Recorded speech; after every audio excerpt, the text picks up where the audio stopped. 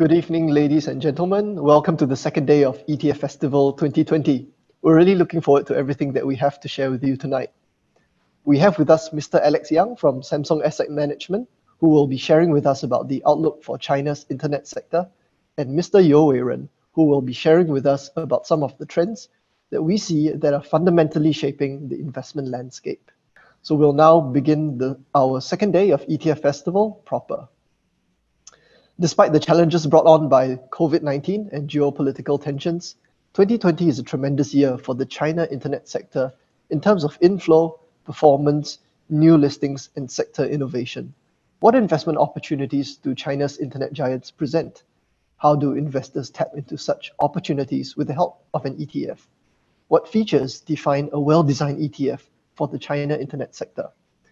Mr. Alex Yang, VP of Institutional Solutions at Samsung Asset Management Hong Kong Limited, will join us tonight to share with us the firm's insights. So with that, over to you, Alex. Thank you very much for having me, Jonathan. So today, I'm gonna talk a little bit more about the China internet sector, the opportunities around it, as well as how we can access those investment opportunities with the help of an ETF. So as Jonathan has just mentioned, this year, so far, we can see that the technology sector is definitely the star, the center of attention, which is backed by spectacular performance of the sector, as well as the quantitative easing from central banks globally to combat COVID-19.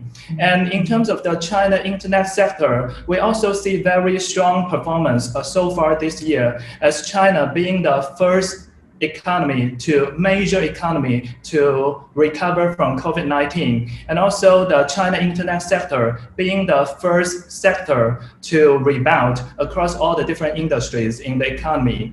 And this year, we actually see a number of factors that will collectively define 2020 as a year of paradigm shift. So that's why we believe that this year is the beginning of a new era for the China internet giants. So in today's presentation, we're first going to talk about who we are as Samsung Asset Management. Then we're also going to look at, as being an ETF issuer, why do we think ETF is an effective tool to access China internet sector? We're also going to look at the market and sector opportunities in 2020, as well as some key features of a well-designed China internet ETF. And last but not least, we're going to also look at some of the investment strategies that you as investor can use with the help of a China internet ETF. So we hope that after this presentation, you can have some takeaways with the help of a China internet ETF. So first of all, who we are Samsung Asset Management, which is part of the Samsung Group, the Korean conglomerate. And we were founded in 1998 as a fully owned subsidiary of the Samsung Life Insurance. So far, we are the largest fund manager as well as ETF issuer in South Korea. So collectively, we manage about $210 billion of assets. We're also a pioneer in ETF. So Codex is our ETF brand in Korea, and it's the largest ETF series in the country with about 54% of market share. And we are also the first to launch ETF in the country back in 2002. So the ETF was based on KOSPI 200, which is the country's benchmark. And in terms of our presence globally, we have 5 offices. So for example, our Hong Kong office was founded in 2007. And in 2016, we started our ETF business by launching the first ever futures-based ETF in Hong Kong. This is really based on our investment experience from South Korea. Now today's subject, the China internet sector. So in recent years, we have really seen the China internet sector move beyond basic website business and really expanded into some areas that are really defining the frontier of technological development. So in this slide, you can see that now the China internet sector really encompasses Internet of Things, health tech, cloud, e-commerce, mobile payment, 5G, online game, artificial intelligence, etc. So for example, in terms of Internet of Things and health tech, it was definitely boosted by COVID-19. And we see a lot of major cities in China use the technology to track people movements, to track the body temperature of an entire community. Some of them also use it to do real-time reporting and deploy medical services. And in terms of 5G, by the end of this year, China is going to build up the largest 5G network globally with 130,000 base stations. So there are a lot of exciting investment ideas, exciting stories going on. But it also means that as an individual investor, it's becoming more and more difficult for us to keep track of all these developments and to capture all the opportunities simply by investing in individual stocks. So that's where an ETF can come in to help by providing full coverage in just one trade. Also, Chinese internet companies these days are not just listed in China, they are actually listed globally. So if we look at the table on the right-hand side, you will see that the top 20 China internet stocks listed globally. Actually, 11 of them are actually listed in the US as ADRs. Some of them might have secondary listing in Hong Kong. And 5 of them have primary listing in Hong Kong. Only 4 of them are listed in A-shares. So as an individual investor, if you want to capture the full sector story, it means that you need to cover multiple exchanges, multiple time zones, which means that you also need to worry about the different regulations, different settlement cycles of different exchanges, as well as different holiday calendars. So this will create a lot of hassle. However, if you access this sector through a thematic ETF, you don't need to worry about these issues. Basically, you just leave all these issues in the hand of an ETF issuer, and you can capture the story, capture different time zones in just one trade through this ETF. And in terms of the China internet sector, ATMX is definitely the buzzword. So it means Alibaba, Tencent, Meituan Dianping, and Xiaomi. They have come to represent the most successful internet companies in China. So I think you are very familiar with Alibaba and Tencent already. Meituan Dianping is actually a food delivery and online shopping platform in China. Xiaomi is a mobile device provider. So Meituan has returned over 110% year to date, whereas Xiaomi has returned over 50%. 2 years ago, if you remember, people were talking more about BAT, but now the industry has evolved a lot and ATMX is definitely the new favorites. However, if you want to access them through a basket of stocks, the minimum investment amount is relatively high. Now it's about 100,000 Hong Kong dollars, or about 18,000 Singapore dollars. But if on the right-hand side, if you access them through a thematic ETF, you can still gain exposures to these stocks, plus other internet leaders. In some thematic ETFs, the weighting of ATMX could be as high as 50%. But at the same time, it can also greatly reduce the minimum investment amount that you spend. So for example, in this case, you can reduce to 3,600 Hong Kong dollars or 636 Singapore dollars with the help of our China Internet ETF. So this really shows that ETF is a cost-effective tool to gain the same exposure without any hassle. Another merit of ETF is it can greatly reduce the over volatility of a portfolio. So we all know that the China internet stocks belong to the high growth sector, which means they typically have higher volatility. But if you access them through an ETF, the different stocks within the basket will probably move in different direction at a given time. And so the volatility could be lower. So let's take a look at the table below. Meituan has an annualized volatility of 51%.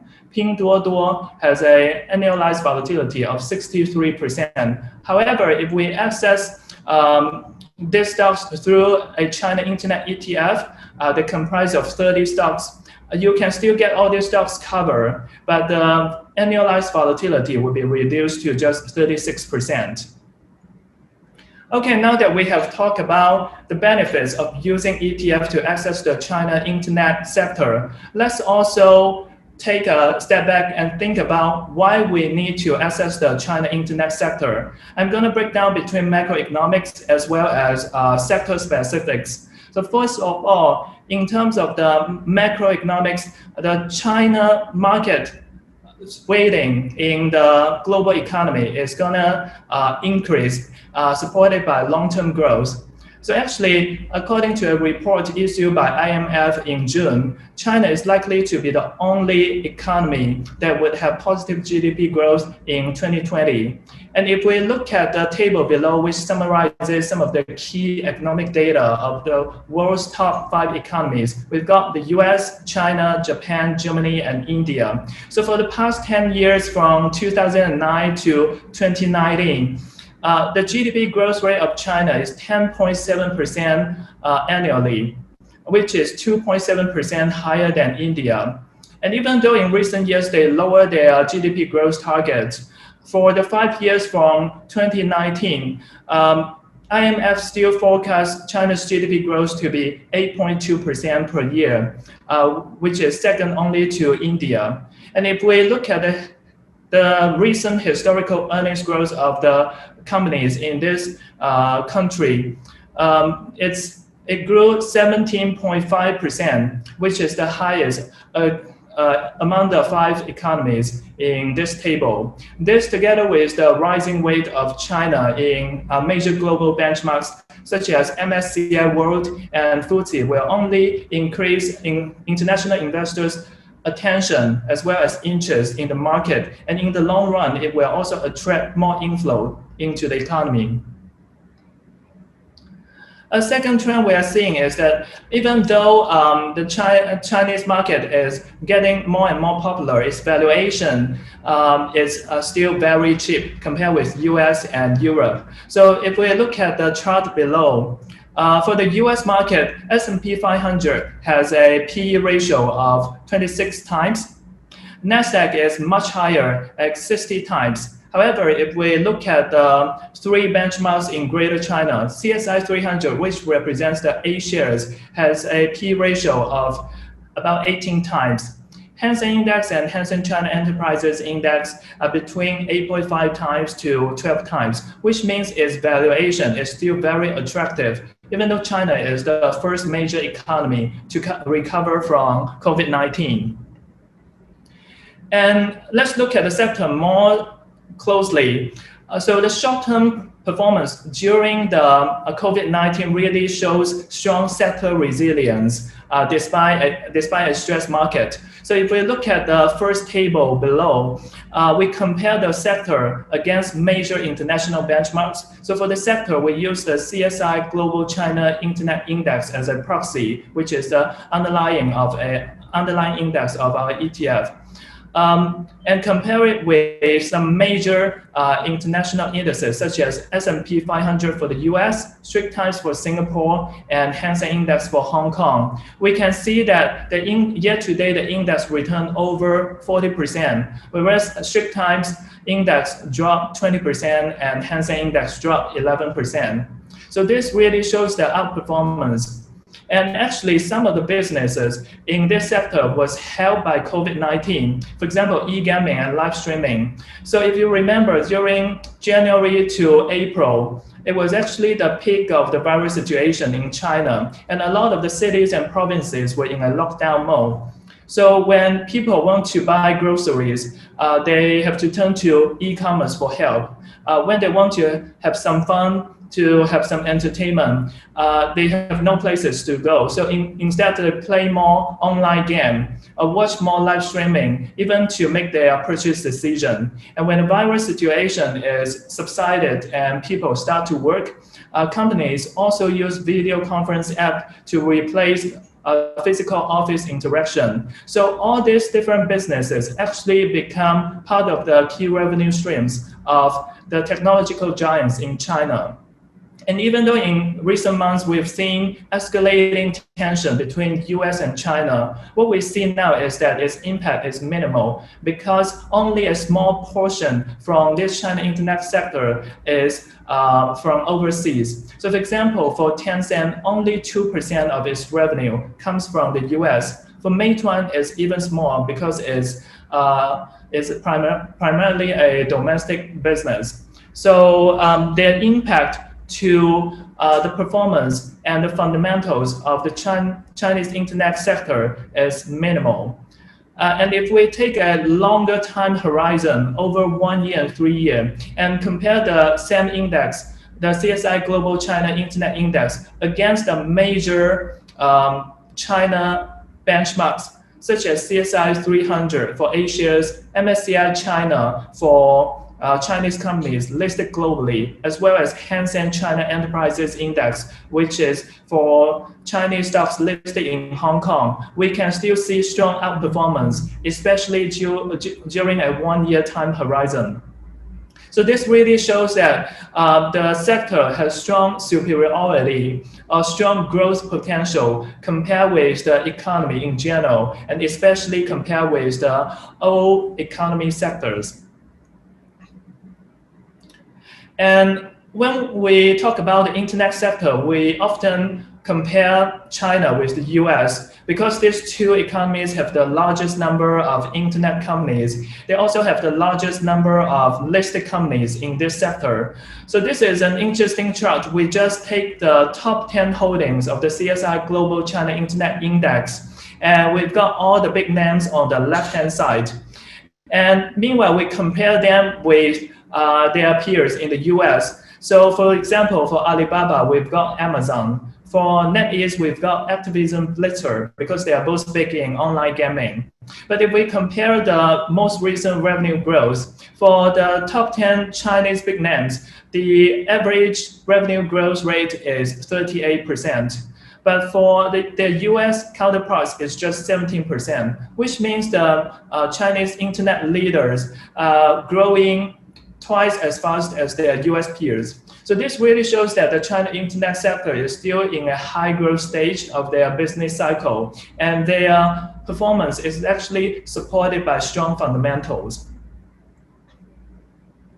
Okay, at this point, you may probably say what you cover is about the past performance, it's about long-term trend, but what exactly is going to happen in 2020? What are we going to see happening in this sector? So again, I'm going to break down between macroeconomics and sector specifics. So in terms of macro, we're going to see two trends.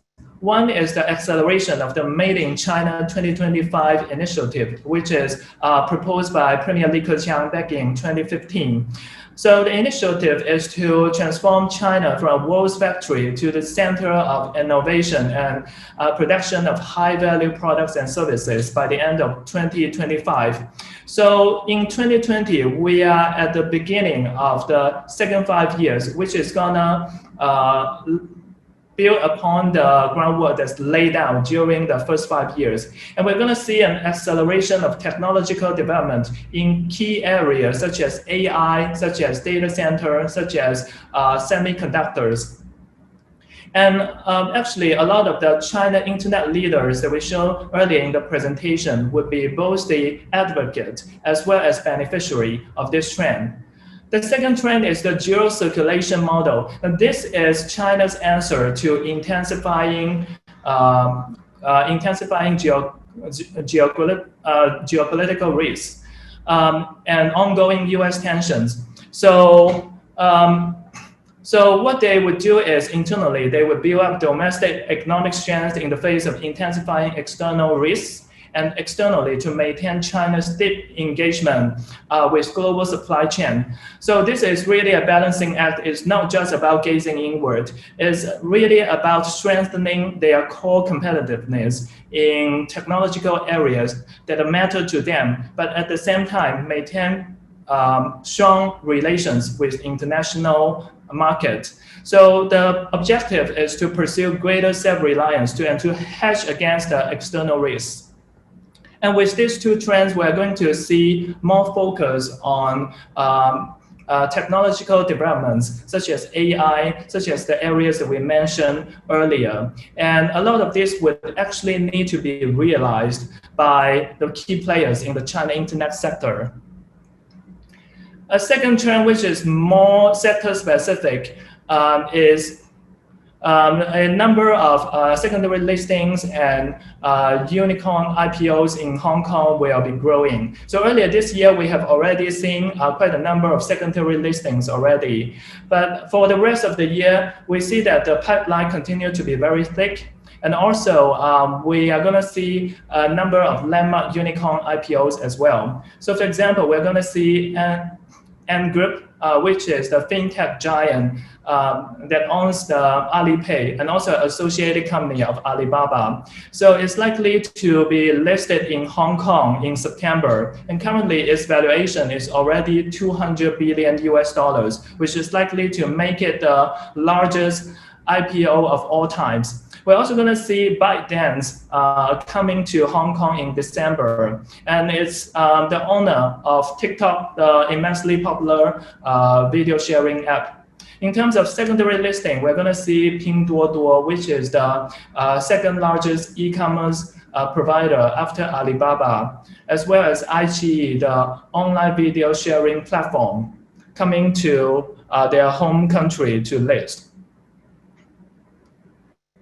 Another factor that we're going to see is the development of new infrastructure will speed up. So if you remember in the previous financial crisis, China tried to boost their GDP growth through infrastructure investment. And this has a very strong result, but at the same time, it also left a lot of issues to the economy. So in this round, despite the challenges from COVID-19, they try to steer away from that traditional model and focus on key areas that really will strengthen their core competitiveness in the long run. So sectors in this area include Internet of Things, 5G, artificial intelligence, blockchain, data centers, etc. And you can see that these areas are already the core business of some of the technology leaders in China, or the areas that they will advance into in the recent years. And we already see strong participation from both public and private sectors. So for example, Tencent and Alibaba already pledged 700 billion RMB in these initiatives. So when the technology giants pool together all the resources to develop into this high growth sector, this high growth sector will in turn likely become the core revenue streams for these companies in the long run, which will strengthen its long-term growth. Another factor that I'm going to talk about is the inclusion of technological giants into major Hong Kong benchmarks. So Hang Seng Index Company announced to admit companies with weighted voting rights as well as secondary listed companies into two of their flagship indices, Hang Seng Index and Hang Seng China Enterprises Index. And in September, we're going to see Alibaba, Xiaomi, and Meituan being admitted. And because international investors, especially institutional investors, invest in Hong Kong by tracking these benchmarks, the local pension fund, MPF, also have a lot of access tracking these benchmarks. So the inclusion is likely to bring in strong passive fund inflow into the technological giants.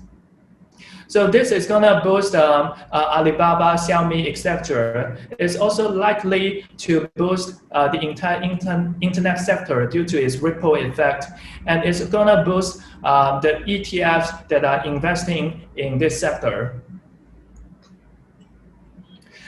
So by now we have talked about all the attractive opportunities of the China internet sector, as well as why we need to access this sector with the help of an ETF. Now let's look at some of the key features of a well-designed China internet ETF. First of all, it should have comprehensive market coverage. So as we mentioned, Chinese internet companies are not just listed in China, they're actually listed globally. So in order to capture the entire sector story, we need to cover multiple exchanges, multiple time zones. So need to have a full market coverage. And secondly, the ETF should also be tracking a rule-based and transparent underlying index.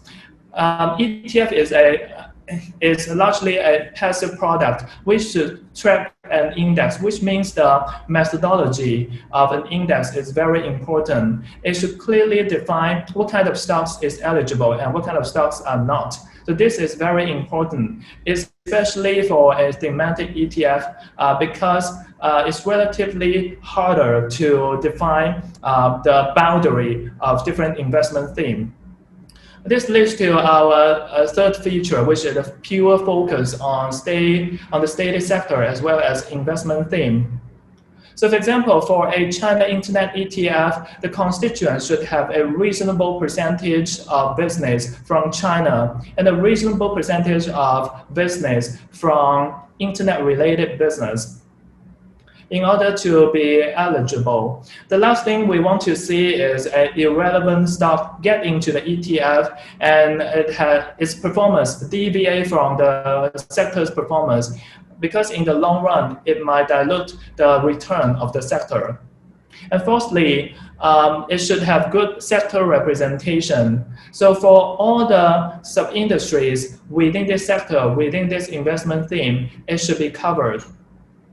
Also, it should have reasonable number of holdings. It shouldn't be too small as to lose its representativeness. But at the same time, it shouldn't be too large as well as to include some stocks that have poor quality or poor liquidity, because it would increase the trading cost of the ETF. And also, we don't want to include irrelevant stocks either. Also, the holding should have relatively high market capitalization and good liquidity. This is again to ensure good representation of the sector, as well as lower trading costs of the underlying. And ideally, the ETF should be listed in Asia time zone as well. This is mainly because of two reasons. Number one is because of tax. So for an ETF, that provide the same exposure but is listed in the US, foreign investors will have to pay 30% withholding tax on the dividends. However, if it's listed in Asia, for example in Hong Kong, then investors don't need to worry about the tax. And also, because most of the underlying companies are operating in Asia time zone in China, and a large part of it are listed in Asia, ideally the ETF should be in the same time zone as well, so as to for the ETF price movements to reflect the underlying market's price movement, for its price to be as close to the NAV as possible and to avoid excessive premium and discount. Also, the ETF should have multiple currency counters catering to local and international investors. And the ETF should have a long track record. And this is very important. It's important for investors to verify its long-term performance, as well as to track its ability to track the index. This is very important. And this is an example of a well-designed ETF, which is based on this index. So for example, in terms of market coverage, it covers US, Hong Kong, and China, the three largest listing places for China internet sector. In terms of the sector breakdown, we can see that it covers all the major subsectors that are related to the internet business according to the index provider. And in terms of its market cap, it also shows good sector representation because it focuses on the leaders in the sector, and the average market cap is relatively large. Okay, finally, let's take a look at what investors can do with the help of a China Internet ETF, what investment strategies are available to them. So one of the more popular strategies is the core satellite strategy, which basically says that in order to have a well-designed portfolio, you should have a core portion that you hold for the long term, but at the same time, you can add tactical allocation based on different market conditions and different market cycles. So for example, if I want to have a portfolio that covers the Chinese economy, then of course I can use a broad-based index such as CSI 300 as the core. But meanwhile, if I feel that the traditional sector has too much weight in the portfolio, then of course I can add a China Internet ETF to enhance its weighting in new economy and tilt it more towards the internet sector. Alternatively, if my portfolio is already quite focused on the new economy sector, then of course I can have a China Internet ETF as the core. But at the same time, I can also add selected stocks based on my preference, such as based on strong momentum or good value. So this is one of the strategies that we can consider. And of course, there are a lot of other strategies that we can use with the help of a China Internet ETF. And I'm more than happy to share more during the QA session. So this is pretty much it for this presentation. Thank you very much for your time. And if you have any question, please feel free to reach out to us through the different channels listed here. Thank you very much. Well, thank you very much, Alex. So that was Mr. Alex Yang from Samsung Asset Management. If you'd like to invest in the China internet sector, then you can consider the Samsung CSI China Dragon Internet ETF that's listed on the Hong Kong Exchange. Its ticker code is 2812. Moving on to our next speaker for tonight is Mr. Yeo Wei Ren. Not only has the COVID-19 crisis brought about frequent volatility spikes in equity markets this year, it has also accelerated structural trends in the global economy, fundamentally reshaping the investment landscape. Wei Ren, our Manager of Stocks and ETFs Research at IFAS Singapore, will explore some of these key investment themes that you should look out for the rest of this year. Wei Ren, please. Thank you so much, Jonathan. Good evening, everyone. My name is Wei Ren. I'm part of the Stocks and ETFs research team at FSM. So today, I just wanted to highlight a couple of themes as well as key developments that are taking place in the ETFs industry right now and how that actually translates into investment implications for our individual portfolios. So for a start, I'd just like to share some of the happenings inside the global ETF industry. So the ETF industry has actually been growing, not just in the past few years, but over the past decade. Investors across the world, they have been slowly adopting ETFs inside their portfolios. And in 2019, the ETF industry actually reached a milestone.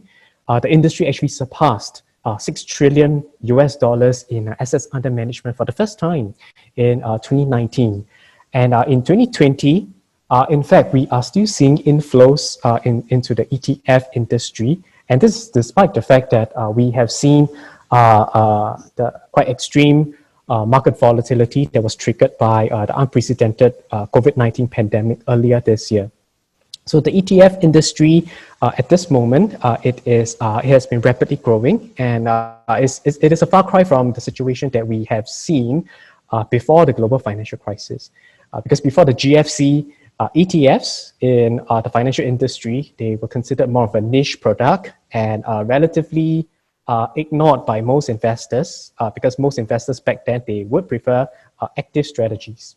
But passive strategies, after the GFC, they have been gaining traction amongst investors. And you can see it in terms of the AUM, you can see that the industry as a whole has been picking up very strongly over the past few years. And today I just wanted to highlight some of the key things that are happening in the industry and also how that translates into investment implications for the rest of us. So this growth in the ETF industry has been driven not just by equity ETFs, but fixed income ETFs has been increasingly making its way into the investors' portfolios. And this is the first trend that I wanted to highlight to everyone here, which is the fact that fixed income ETFs have in fact been growing in terms of its importance to investors' portfolios. So not only are retail investors and financial advisors utilizing fixed income solutions inside their portfolios, institutional investors, they are also using fixed income ETFs as a way for them to gain exposure to the global fixed income markets. Now, in Singapore, in the context of Singapore, my sense is that our fixed income ETFs that are listed on the Singapore Exchange, they are relatively ignored by investors. In Singapore, if you talk about ETFs, I think people generally talk about equity stocks ETFs, and people don't really talk about fixed income ETFs. And it's not difficult to see why, because fixed income as an asset class, it is a boring asset class. Let's face it, the kind of returns that you're getting from fixed income, it is going to be stable, but it is not spectacular. But whereas in the stock market, you are taking higher risk for sure, but the kind of returns that you can expect from the stock market, from investing in individual stocks, it is not unheard of to have returns of 50% or maybe even 100%. But for fixed income, in order for you to get 50 to 100% returns, I would say it's close to impossible, especially if you are investing in high quality investment grade bonds. But that doesn't mean fixed income has no place in our portfolios, because fixed income is very different from stocks. Stocks is there to give us that upside potential, but fixed income is mainly a stabilizer for our portfolios. And one of the benefits, or rather one of the roles that fixed income plays in our portfolios, is that it provides diversification to our portfolio. And this diversification benefit that it brings to our portfolio is underscored by the pandemic earlier this year. So fixed income compared to equity markets, they have actually held up much better. They have been more resilient compared to the stock markets. I think if you're looking at STI, during the very sharp sell-off earlier this year, the decline was actually more than 30%. But if you have some fixed income exposure, when I say fixed income, I'm actually talking about Singapore corporate bonds. If you have some corporate bonds inside your portfolios, investment-grade corporate bonds, your returns would have been cushioned by the inclusion of a fixed income exposure inside your portfolios. And also for investors who are relatively conservative and you just want to defend, preserve the investment value of your portfolio, then fixed income also has a role to play, because if you want to preserve your capital, then I would say stocks are definitely not the instruments to go for. Fixed income, high quality fixed income instruments are probably the solution for you, because they have actually demonstrated a strong track record of protecting capital over the years. And last but not least, fixed income, they do give regular income. So if you're looking for a regular stream of income, then fixed income investments will certainly have a place in your portfolios as well. Okay, but for Singapore investors, especially for Singapore retail investors, your access to corporate bonds is actually very limited, especially if you want to buy individual bonds. So if you want to buy individual bonds, they typically trade in large blocks. And for smaller investors, myself included, who can't readily fork out hundreds and thousands of dollars to buy one single bond, we generally don't have access. There are retail bonds available, but our options are also pretty limited in terms of the retail bonds that are available to us. And for investors who do have that much money to invest in bonds, they are just buying one single bond, and all their money will be concentrated in that particular bond that they are buying. Okay, but of course, the good news for retail investors in Singapore is that there are fixed income ETFs available for us to get indirect access to Singapore corporate bonds. And you don't need to have a lot of money in order to get started, because with as little as $50 a month, you can actually gain diversified access to a basket of corporate bonds that were previously unavailable to you. And in this case, I say $50. It is with the assumption that you guys are using the FSM platform, and you are using our regular savings plans. Now, what are some of the ETF, fixed income ETFs to consider? Okay, we do actually have a fixed income section on our ETF focus list dedicated to just fixed income ETFs. So if you are looking for some ideas, if you're looking for some fixed income exposure inside your portfolios, then you can head to our ETF focus list and have a look at some of the fixed income ETFs that we are recommending. Okay, but for today, I'm just going to highlight a couple of them. In fact, just one, because I think for Singapore investors who want to have fixed income exposure, you probably might want to first start off with a Singapore-centric fixed income ETF that invest in Singapore corporate bonds.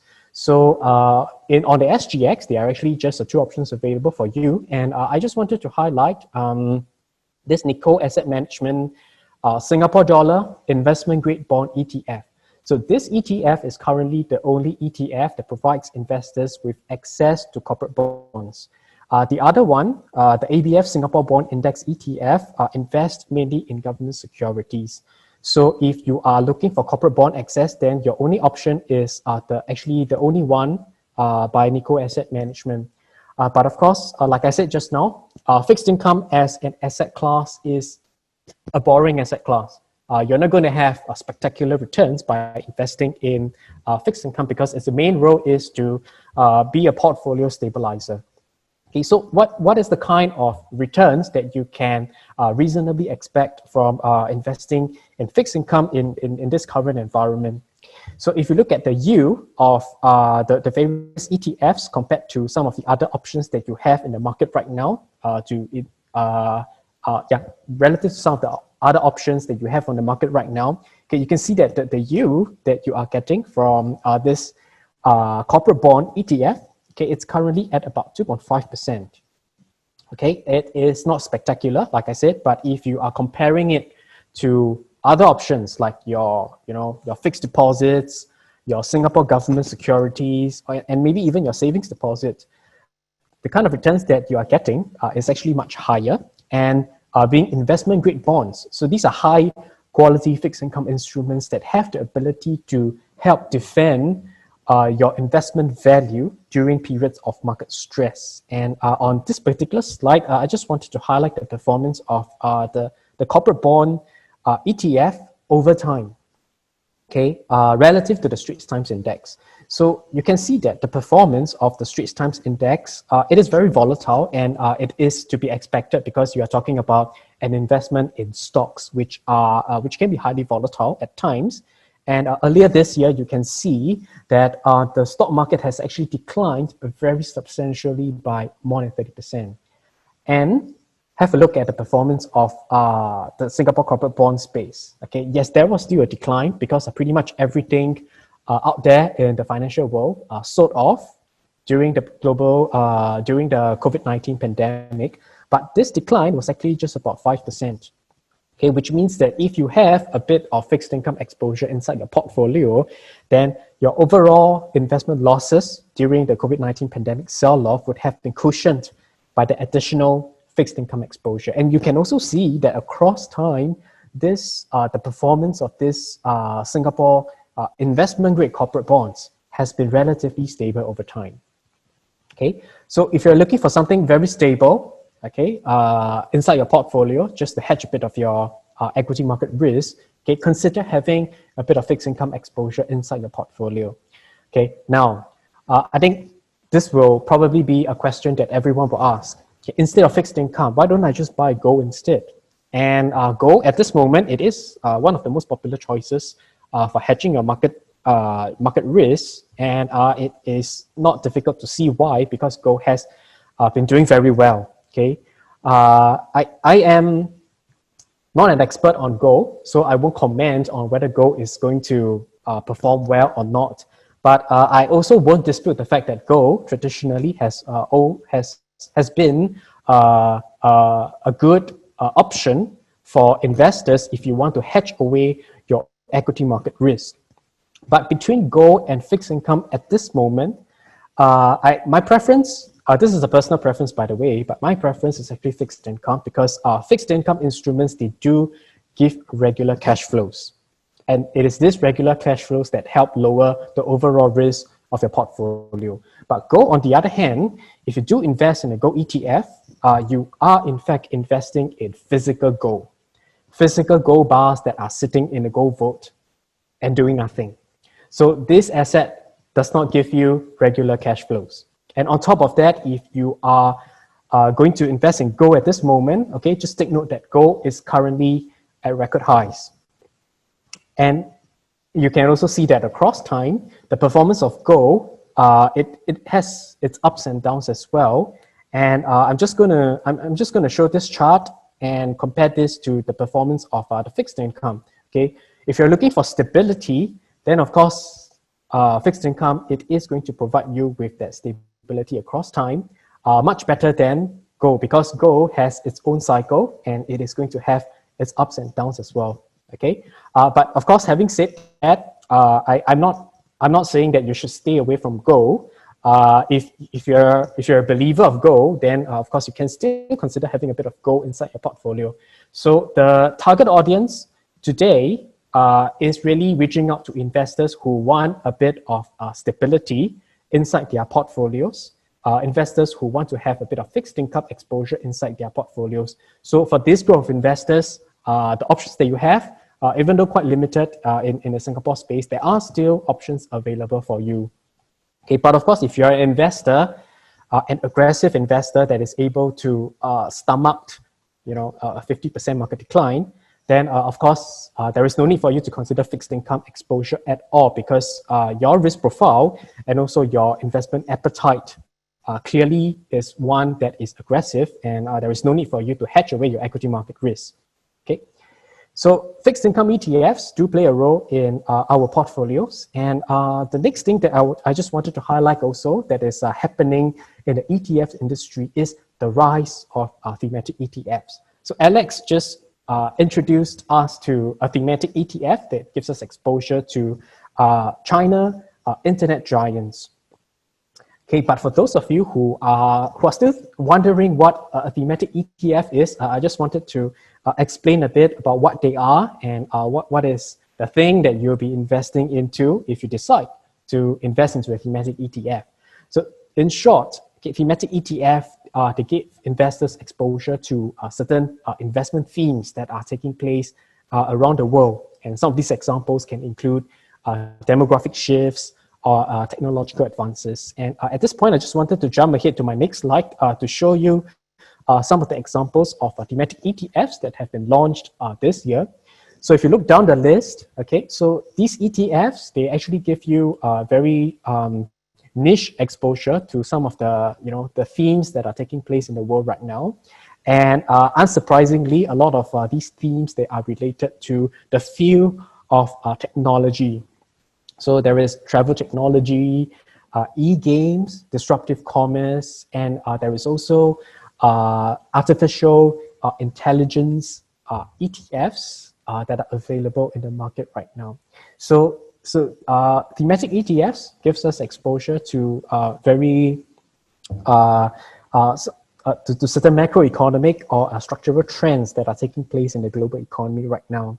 Okay, and a lot of investors are increasingly using these ETFs to gain exposure to emerging industries and also to express a view in a very niche area of the market. And I think one major benefit of a thematic ETF is that they are unconstrained by your traditional sector and size groupings. Now, let me explain what I mean by this. So if, let us now imagine that we are in a world whereby there is no thematic ETFs at all. So if you are a technology investor who wants to gain exposure to technology companies, the only option you have is a traditional sector ETF. So in this case, the only option that you have is to invest in an information technology ETF. Okay, but let's take a closer look at what you will be investing into if you decide to invest in the IT sector ETF.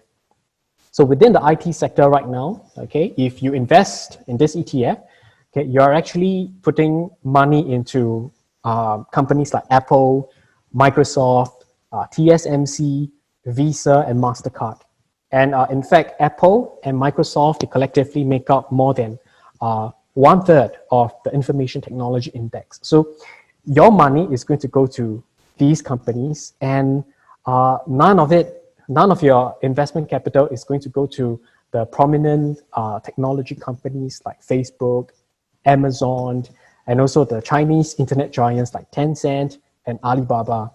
And the reason for that is because a lot of all these technology stocks that we know of today, especially the prominent ones, they aren't actually included in technology indices, because Amazon and Alibaba, they are not considered information technology stocks. In fact, they are considered consumer discretionary stocks. So similarly, Google and Tencent, they are also not considered information technology stocks. They are considered communication services stocks. So if you want to have an ETF that gives you exposure to the overall technology sector, you will have to buy a lot of different ETFs just to make sure that you get exposure to the global technology sector. So this is where the thematic ETFs come in, because thematic ETFs, they construct the portfolio not just based on the traditional sector, but thematic ETFs, they try to identify companies that benefit from a particular trend. And in my example, thematic ETFs, or rather technology thematic ETFs, they try to identify the companies across all the sectors that will benefit from the increasing digitalization of the global economy. So it is an innovative product that overcomes the limitations of your traditional sector ETFs. And on top of that, they are usually pretty diversified with exposure to many different companies. And the trends that these ETFs give you exposure to, they not only are they exciting, some of them can be extremely profitable as well. And given that our world is increasingly shaped by mega trends that will certainly have a transformative influence on every aspect of our lives, thematic ETFs is certainly something to consider having inside our portfolios. Okay, and something that is closely related to thematic ETFs and also closely related to what Alex has shared in his presentation just now is the digital disruption in our global economy right now.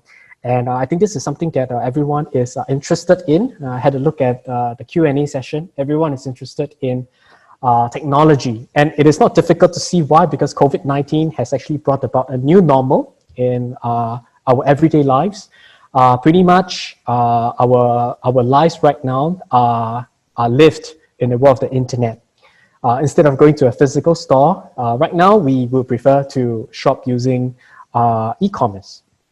And whereas for movies, for music, instead of going to the cinema, we stream our movies using Netflix.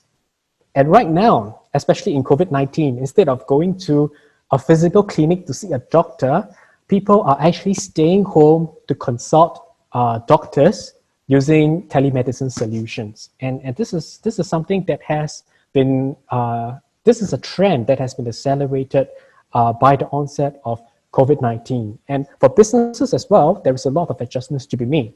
So being online right now is no longer a luxury for businesses. Being online right now is now a must in order for businesses to survive in this current climate. Telecommuting is probably going to be a trend that will take place for some time. And for companies that cannot afford to have telecommuting arrangements, then there has to be some sort of a redesign of physical offices. So hot desking will be something that is of the past, and social distancing measures will have to be put in place in the physical office to ensure that workers feel safe while they are in the office. But you can see that the overarching theme in our post-COVID-19 world is that technology has a very big role to play in our everyday lives. And the digital technology, the world of digital technology, as we call the digital economy, will play an important role in the global economy in the future. And this digital economy is really more than just your e-commerce. There are increasingly areas of our lives and sectors that are increasingly digitalized. So on top of e-commerce, okay, the digital economy also consists of other sectors like services, travel, even financial services is also getting increasingly digitalized. And for businesses who want to implement remote working arrangements, then of course there is a need for them to get on the internet. So that will also drive the demand for cloud services and cybersecurity solutions in the future. So collectively, this digital economy is actually a very large economy. Okay, if you are looking at the size of the digital economy, it is actually estimated to be about a 9.5 trillion US dollars economy. And if you see the digital economy as a separate national economy, it is actually the third largest economy in the world right now, just behind the US and China. And this is very significant because it means that the digital economy has a role to play in not just in our everyday lives, but in our investment portfolios as well. And in terms of its growth potential, I would say the outlook for the digital economy right now is looking extremely promising at this moment.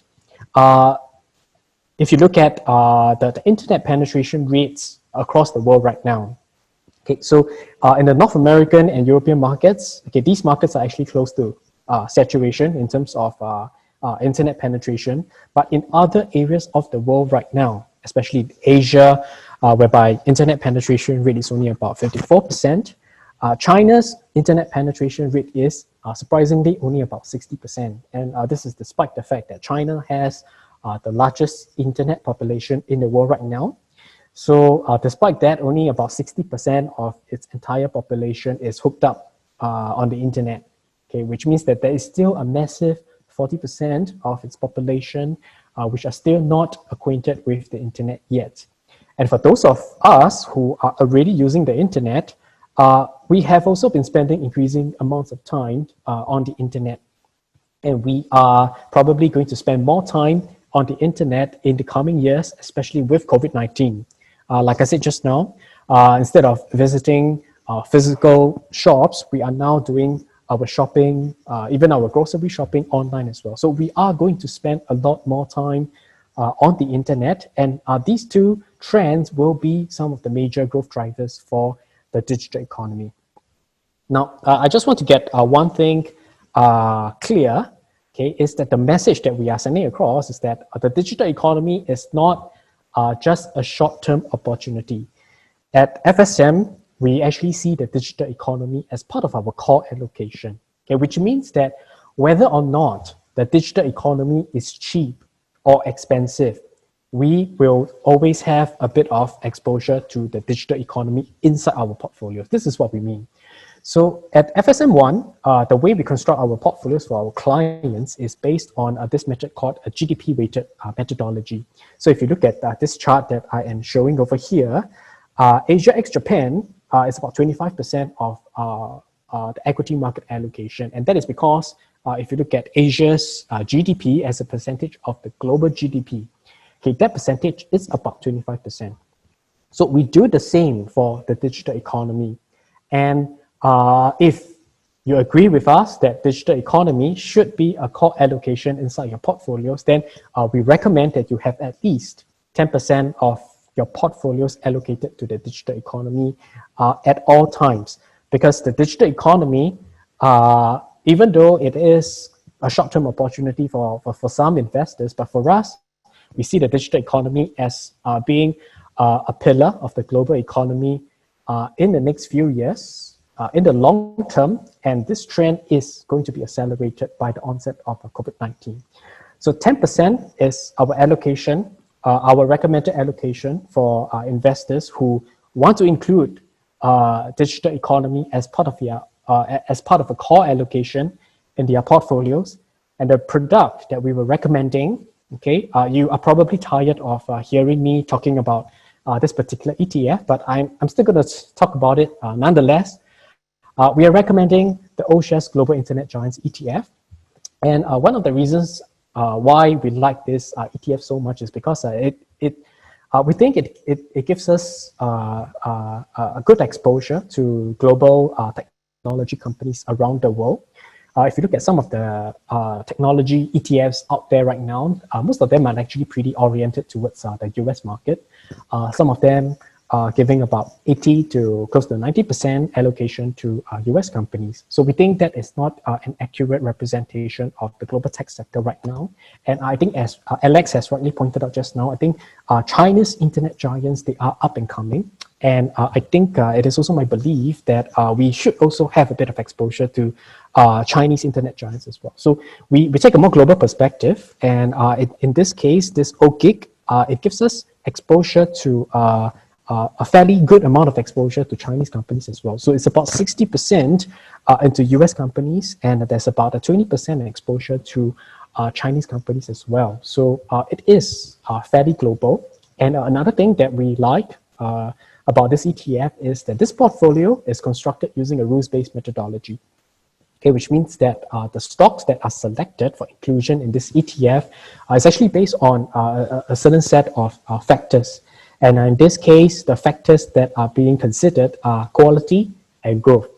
So quality is determined by the cash burn rate, whereas for growth, it is being measured by the future expected revenue growth of the companies. So the resulting portfolio that you will be investing in is a portfolio of companies that not only have a low cash burn rate, but on top of that, they are expected to see very high revenue growth as well.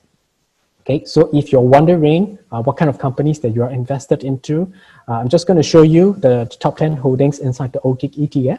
So you can see that the major names are actually inside: Amazon, Alibaba, Tencent, Alphabet, Microsoft, Facebook. Okay, and at the same time, you also have exposure to other names like Meituan, Shopify, Pinduoduo, and Zoom as well.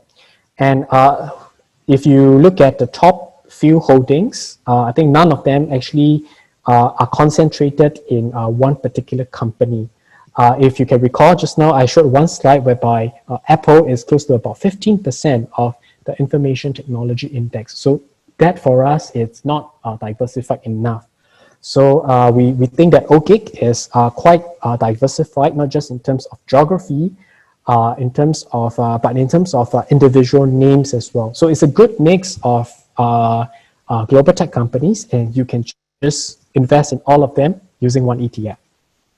Okay, so I just wanted to wrap up my presentation today by sharing with you 3 key takeaways. Okay, fixed income products. I think this is something that has largely been neglected by a lot of investors.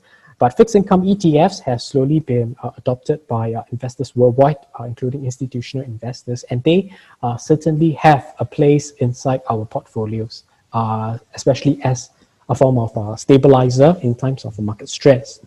I also talked about thematic ETFs. Some of our investors say thematic ETFs are a gimmick, a fad, but my personal thoughts is that thematic ETFs, they give us very valuable exposure to exciting and also profitable mega trends. And last but not least, I think the increasing digitalization of the economy means that we need to start thinking about the digital economy as part of our core portfolios, rather than seeing it as a short-term tactical play. So I hope some of my insights here have helped you to help fine-tune your investment portfolio, especially in this kind of climate. So right now, I'll just hand back the time over to Jonathan. Well, time has caught up with us this evening, so I would like to just thank Alex and Weiren for taking time out of your schedules to share with us what is ahead in the investing horizon. Thank you, everyone. You have been a great audience. We wish all of you good health, stay safe, and we hope to see all of you back tomorrow evening as well. Thank you, everyone.